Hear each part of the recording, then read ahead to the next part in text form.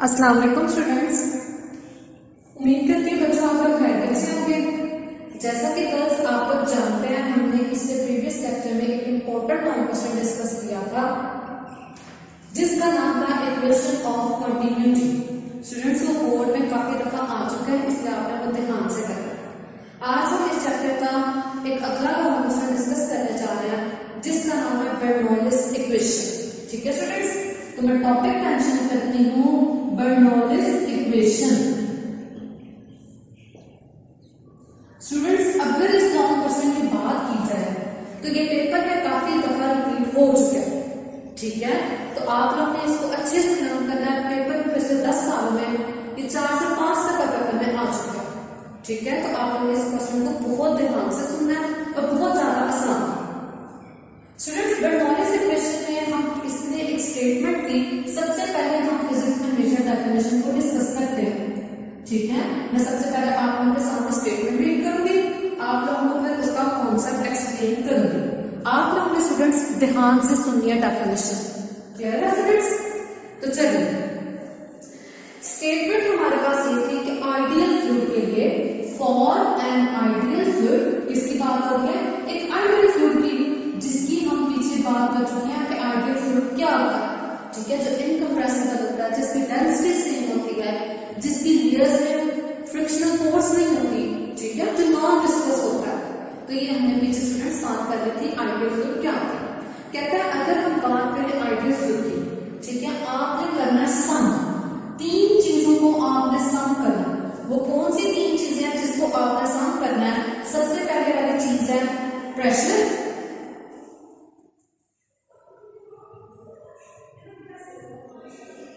सबसे पहली चीज आपने कंसीडर करनी है प्रेशर।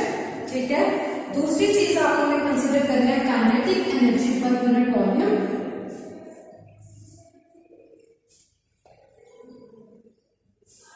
और तीसरी चीज स्टूडेंट्स आप लोग ने जो कंसीडर करनी है वो है potential energy per unit volume. अभी मैं आप लोगों को एक्सप्लेन करती हूँ कि ये मैंने क्यों लिखी। ठीक है, क्योंकि मैं डेफिनेशन डिस्कस करने जा रहा हूँ। इस कांस्टेंट, ठीक है, ये हमारे पास होती है डेफिनेशन। इसमें स्टूडेंट्स हमें ये कहा था कोई भी आइडियल फ्लूइड के लिए जो प्रेशर होता है, ठीक है, आप लोग जानते हैं प्रेशर जिसका सिंबल क्या होता है P, kinetic energy per unit volume. ठीक है, काइनेटिक एनर्जी स्टूडेंट्स हमारे पास अगर बात करें तो काइनेटिक एनर्जी बराबर होती है हाफ mv का स्क्वायर, पर इसमें क्या है kinetic energy per unit volume. ठीक है, तो काइनेटिक एनर्जी को पर यूनिट वॉल्यूम में बनाने के लिए हमें वॉल्यूम की जरूरत है।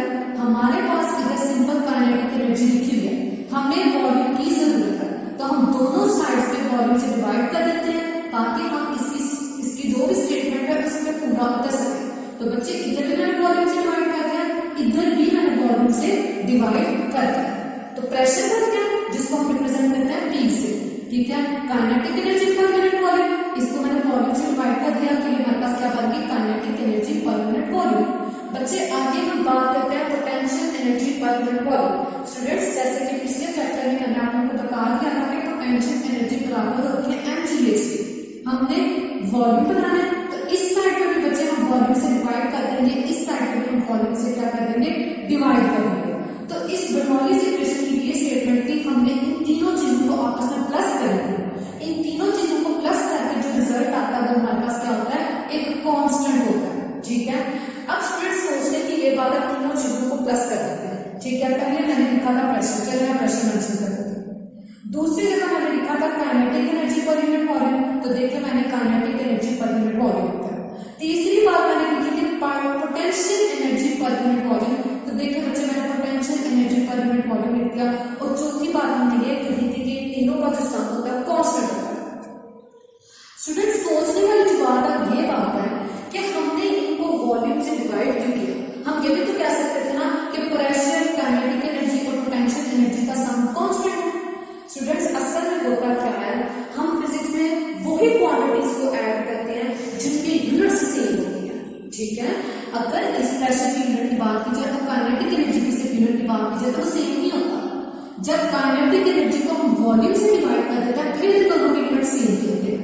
अगर पोटेंशियल एनर्जी की और प्रेशर की यूनिट की बात की जाए तो सेम नहीं होते। इसको जब हम वॉल्यूम से डिवाइड करते हैं तब ही इन तीनों आते हैं। फिजिक्स में आप लोग याद रखना है हमेशा वही क्वांटिटीज को ऐड करते हैं जिनके यूनिट्स सेम होते हैं, इसलिए काइनेटिक एनर्जी को भी वॉल्यूम से डिवाइड किया, पोटेंशियल एनर्जी को भी वॉल्यूम से डिवाइड किया। इन तीनों के यूनिट्स सेम होते हैं, इसलिए इन तीनों को सम किया तो इसका सम हमारे पास क्या आएगा, कांस्टेंट। तो बच्चे आज हमने यही बात को प्रूव करना है, क्लियर है, ये हमारी टॉपिक डेफिनेशन। तो बच्चे आज आप लोगों को कुछ मेन पॉइंट्स बता देते हैं इस टॉपिक के, आप लोग एक समरी याद रखें, वो समरी किस तरह याद रखनी है। चलिए पहले आप लोगों को कुछ और भी बातें बता देती हूँ। स्टूडेंट्स मैंने आप लोगों को बताया था ना कि काइनेटिक एनर्जी को वॉल्यूम से डिवाइड करना है, ये काइनेटिक एनर्जी का मैंने फॉर्मूला लिख दिया था, तो इसको किससे डिवाइड करना था, वॉल्यूम से। तो स्टूडेंट्स की बात मैंने पीछे भी आप लोगों को बताई थी, जब भी मास का वॉल्यूम आता है, मास और वॉल्यूम को हम कहते हैं डेंसिटी, तो ये डेंसिटी होगी same as it is potential energy बराबर है ना GH की, ठीक है। तो इसको भी हमने किससे डिवाइड किया था, वॉल्यूम से, इसको भी वॉल्यूम से, तो मास और वॉल्यूम इसके बराबर होता है डेंसिटी के, ठीक है। तो बच्चे हम ये करेंगे रो जी एस, बच्चे ये पॉइंट आपको ध्यान से याद रखना, ठीक है। जब इसको वॉल्यूम से डिवाइड करेंगे, इसको वॉल्यूम से डिवाइड करेंगे, तो मास ओवर वॉल्यूम चेंज हो जाता है डेंसिटी में, क्लियर है स्टूडेंट्स। इधर हमारे इसके बाद आप लोगों को इस चैप्टर के कुछ कॉन्सेप्ट्स दे देती हूँ, बच्चों को भूल जाती है इसकी डेरिवेशन। आप लोगों को मैं थोड़ी सी समरी बता देती हूँ कि आप लोगों ने करना क्या है, ठीक है। तो आप लोगों को स्टेप्स नोट कर लें, ठीक है। सबसे पहले आपने फाइंड करना चाहिए समरी का मेंशन कर देती हूँ, ठीक है स्टूडेंट्स। सबसे पहले आप लोग ने क्या करना है, सबसे पहले आप लोग ने मेंशन करना है कि वर्क डन, ठीक है। सबसे पहले आप लोगों ने वर्क डन W1 कैलकुलेट करना है, ठीक है। उसके बाद आप लोगों ने W2 कैलकुलेट करना है, ठीक है। तो इसके बाद मैं मेंशन कर देती हूँ W2, ठीक है। 1 का वर्क डन कैलकुलेट करना है, 2 का वर्क डन कैलकुलेट करना है, ठीक है। अब मैं बताती हूँ कि ये वर्क डन किधर से है। इसके बाद स्टूडेंट्स आप लोगों ने टोटल वर्क डन कैलकुलेट करना है, ठीक है। तो मैं मेंशन कर देती हूँ टोटल वर्क डन, ठीक है।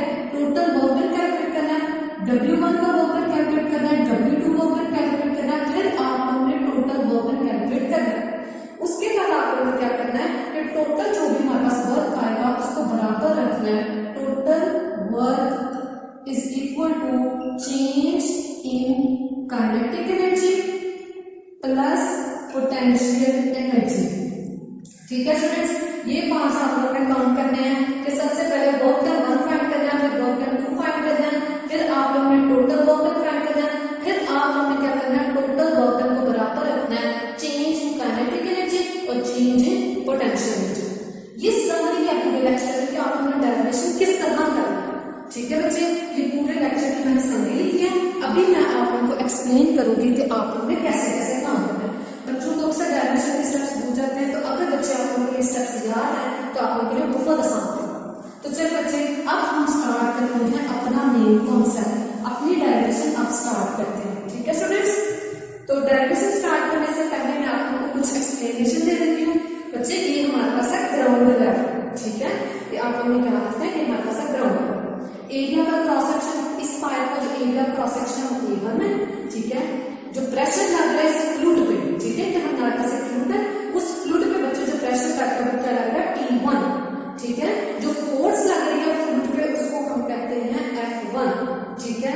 और जो इस फ्लूइड का जो डिस्टेंस है, ठीक है, उसको हम कहते हैं डेल्टा x1, क्लियर है स्टूडेंट्स। और इस फ्लूइड की जो डेंसिटी है उसको हम क्या कहते हैं, रो कहते हैं। अब हम दूसरे, ये अपर एंड है, ये हमारे पास होता है lower and. Students lower and पे जो पाइप का एरिया है उसको मैंने नाम दिया है A2 का, ठीक है। लोअर एंड पे जो प्रेशर लग रहा है उसको मैंने नाम दिया है P2 का, ठीक है।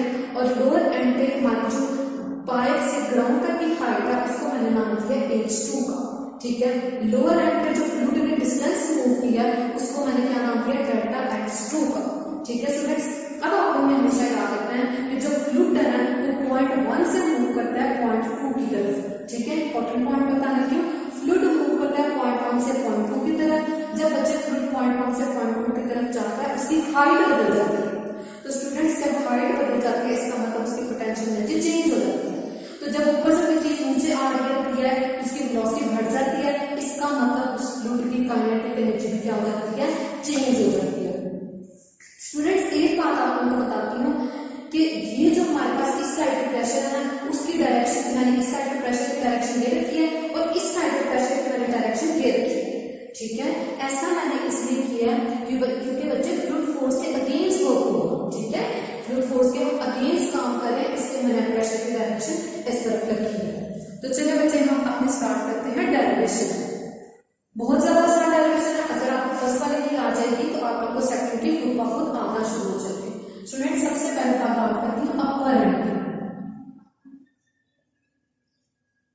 अपर एंड पे अगर बात करें स्टूडेंट्स तो सबसे पहले जैसे कि हमें पता है वर्क डन की बात करते हैं कि अपर एंड पे वर्क डन क्या होता है। तो स्टूडेंट्स हमें पता है वर्क डन किसके बराबर होता है, फोर्स इनटू डिस्प्लेसमेंट। ये बात हम पीछे पढ़ चुके हैं।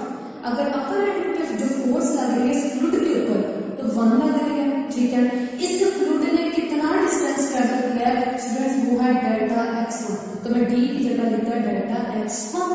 ठीक है स्टूडेंट्स, अब इसके बाद स्टूडेंट्स हम एक नई बात डिस्कस करते हैं। वो ये बात है, मैंने आप लोगों को पीछे कई दफा ये बात बता चुकी है कि प्रेशर बराबर होता है फोर्स डिवाइडेड बाय एरिया। हम अपर एंड की बात कर रहे हैं जिसको हमने 1 का नाम दिया था, तो इधर भी 1 लगा लेंगे, इधर भी 1। ठीक है स्टूडेंट्स, अब हम इधर 1 लगा लेते हैं क्योंकि फर्स्ट अपर एंड की बात कर रहे हैं जिसको हमने 1 का नाम दिया था। बच्चे ये इधर डिवाइड हो गया, इससे आपको मल्टीप्लाई हो जाएगा, तो F1 बराबर आ गया P1 की और A1 की। तो F1 की जगह मैंने लिख दिया P1 A1 delta x1।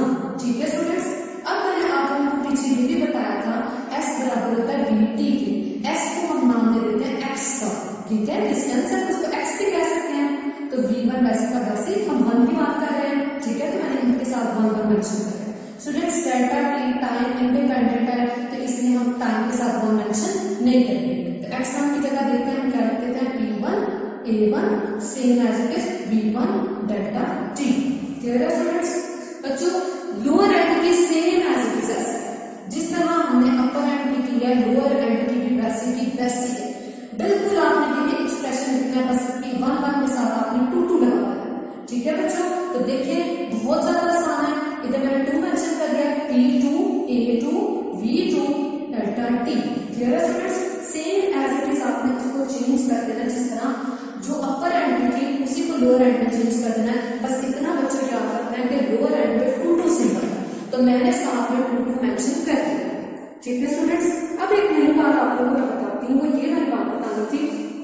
Students मैंने आप लोगों को कहा था कि जो लोअर एंड पे काम हो रहा है वो फ्लूइड के अगेंस्ट वर्क हो रहा है। लोअर एंड पे प्रेशर किस तरफ लग रहा है, उसके हम अगेंस्ट लगाएंगे। ठीक है, अपर एंड को कैसे याद रखना, लोअर एंड पे हम फ्लूइड के अगेंस्ट प्रेशर लगाएंगे, तो इसके साथ हम नेगेटिव साइन लगाएंगे। पता चल रहा है कि प्रेशर की डायरेक्शन ऑपोजिट है, अगेंस्ट हम करने का। तो स्टूडेंट्स अगर आप लोगों को समझी याद हो तो मैंने सबसे पहले कहा था दोनों वर्क डन निकाले। ठीक है, वर्क डन निकालने के बाद मैंने आप लोगों को क्या कहा था कि दोनों वर्क डन को सम अप कर दो, प्लस कर दो। तो चलिए बच्चे हम अगले स्टेप पे आ जाते हैं। दोनों वर्क डन को हम ऐड कर देते हैं, नेट वर्क डन निकाल देते हैं, नेट वर्क डन। तो बच्चे दोनों वर्क डन को प्लस करते हैं, W is equal to W1 plus W2। Students W1 हम लिखते हैं P1 A1 V1 delta t। ठीक है, W2 हम लिखते हैं P2 A2 V2 delta t। ये हमने वर्क डन को प्लस कर दिया। ठीक है स्टूडेंट्स, अब हमारा काम इधर खत्म होगा, बल्कि हमारा काम मजीद रहता है। स्टूडेंट्स स्पेस थोड़ी सी कम है तो मैं ऊपर से थोड़ा सा रेज कर देती हूँ। ठीक है, काम आप लोग साथ साथ मूव करते जाएं तो आप लोगों को क्लियर होता जाएगा कि आप लोग कौन से स्टेप पे पहुंच गए। बच्चे अगर आप लोगों को याद हो तो हमने इक्वेशन ऑफ कॉन्टिन्यूटी का लेक्चर ध्यान से याद रखें, तो मैंने इसमें आप लोगों को इक्वेशन ऑफ कॉन्टिन्यूटी में मैंने आप लोगों को बताया था कि A1 V1 बराबर होता है A2 V2 के। ठीक है, फिर मैंने ये भी बताया था A1 V1 क्या होता है, कांस्टेंट होते हैं, और ये कांस्टेंट बराबर होता है वॉल्यूम ओवर सेकंड। सेकंड क्या होता है, हमारे पास होता है टाइम। ठीक है, सेकंड टाइम ही तो होता है। इस टाइम को बच्चे इधर ये डिवाइड हो रहा है, इस साइड आप क्या हो जाएगा मल्टीप्लाई। तो बच्चे A1 V1 इस टाइम को मैं इधर ले आती हूँ तो ये किसके बराबर होता है, ये तो बराबर हो गया वॉल्यूम के। ठीक है बच्चे, A1 V1 कांस्टेंट होता है, पिछले लेक्चर में बताया था ये कांस्टेंट बराबर होता है वॉल्यूम ओवर सेकंड के। सेकंड किसका यूनिट है, टाइम का। ये डिवाइड हो रहा है साइड पे मल्टीप्लाई। तो हम ये बच्चे कह सकते हैं कि A1 V1 T ये किसके बराबर आ गया, वॉल्यूम के। ठीक है, बेसिक A2 V2 T कह रहे हैं, बेसिक A1 V1 दोनों आपस में बराबर होते हैं, किसके बराबर होता है, वॉल्यूम के।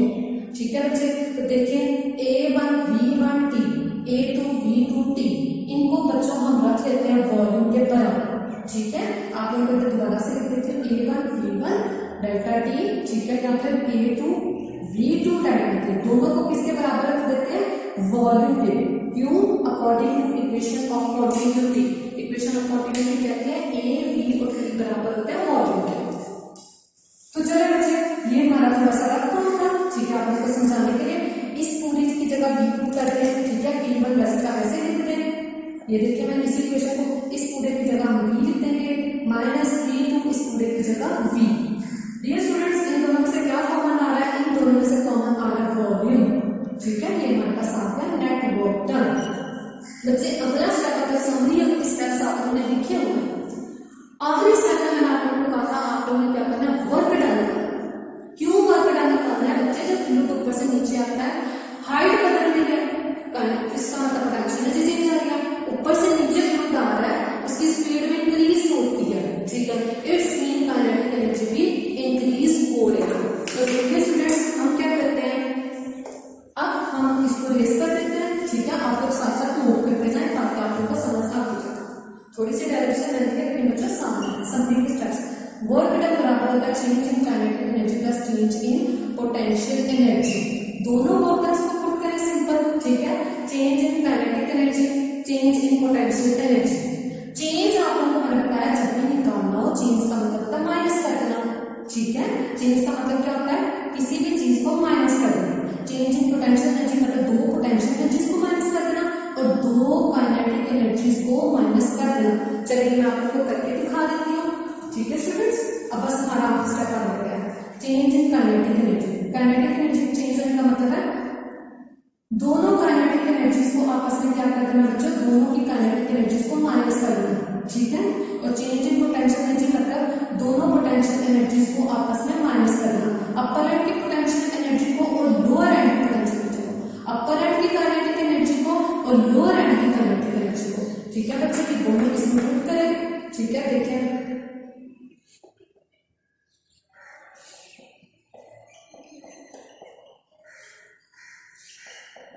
ये मैंने दोनों की वैल्यूज पुट कर दी, ठीक है बच्चे। तो देखिए बहुत ज्यादा पीछे वर्क डन की वैल्यू निकालनी थी ना, उस वर्क डन की वैल्यू पुट कर दें, P1 माइनस P2। क्लियर है स्टूडेंट्स, हमने साथ में क्या लिखा था, वॉल्यूम। और इस साइड पे भी की सारी टर्म वैसे की वैसे लिख दें, 1/2 mv2 का स्क्वायर माइनस 1/2 mv1 का square plus mgh2 minus mgh1, ठीक है बच्चे। ये हमारा स्टेप हो गया। इसके बाद बस हम अपने फाइनल रिजल्ट पर पहुंच करते हैं, ठीक है। इसके बाद हम करते हैं स्टूडेंट्स, जैसे कि मैंने पीछे आप लोगों को बताया था वॉल्यूम इसके बराबर होता है, ठीक है, आप लोगों को मैंने पीछे बता दिया था वॉल्यूम बराबर होता है मास डिवाइडेड बाय डेंसिटी। इन सब में से भी मास को कॉमन निकाल लें, ठीक है, मास को बाहर निकाल दें। तो देखते हैं बच्चे हमारे पास अंदर क्या बचता है जब हम मास को बाहर निकालेंगे।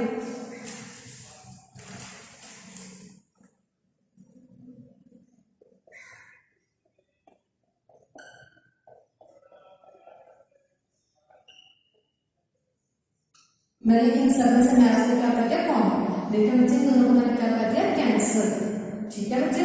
P1 प्लस P2 बच्चे की डेंसिटी में डिवाइड हो रहा है, इस साइड पे जाने से क्या हो जाएगी मल्टीप्लाई, तो मैं डेंसिटी को इस पूरी इक्वेशन से मल्टीप्लाई कर रही हूँ, देखिए डिवाइड हो गया, इससे इससे इससे इससे मल्टीप्लाई कर रही हूँ। तो बच्चे हमारे पास रिजल्ट आता है,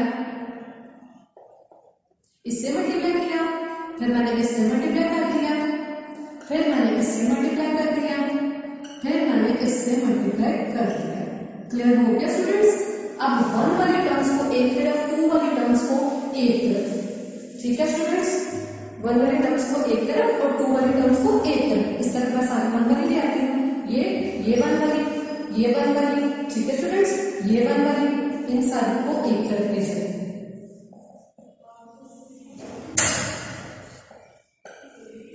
और 2 वाली टर्म्स को मैंने सबको इस तरफ इकट्ठा करके लिख दिया, ठीक है स्टूडेंट्स, बहुत आसान स्टेप्स है। तो स्टूडेंट्स ये हमारे पास आ गया रिजल्ट। ये रिजल्ट हमें ये बताता है कि अपर एंड पे pressure kinetic energy per unit volume, potential energy per unit volume बराबर होता है लोअर एंड का प्रेशर, लोअर एंड की kinetic energy per unit volume और लोअर एंड की potential energy per unit volume. इसका ये मतलब हुआ कि प्रेशर और जो हमारे पास kinetic energy per unit volume होता है और जो हमारे पास potential energy per unit volume होता है क्या हमने बर्नौलीज की बात को प्रूव कर दिया। बच्चे सिंपल दोबारा से रिपीट कर रही हूँ, मैथ्स को कॉमन ले लेना, डेंसिटी को इधर मल्टीप्लाई कर देना, ठीक है। तो ये रिजल्ट आ गया 1 1 को इस तरफ, ये 2 1 थी 2 1 को उस तरफ। तो सिंपल हमने आंसर अपना निकाला और हमने रिजल्ट प्रूव कर दिया। इधर हमारा ये लेक्चर एंड होता है। अल्लाह हाफिज।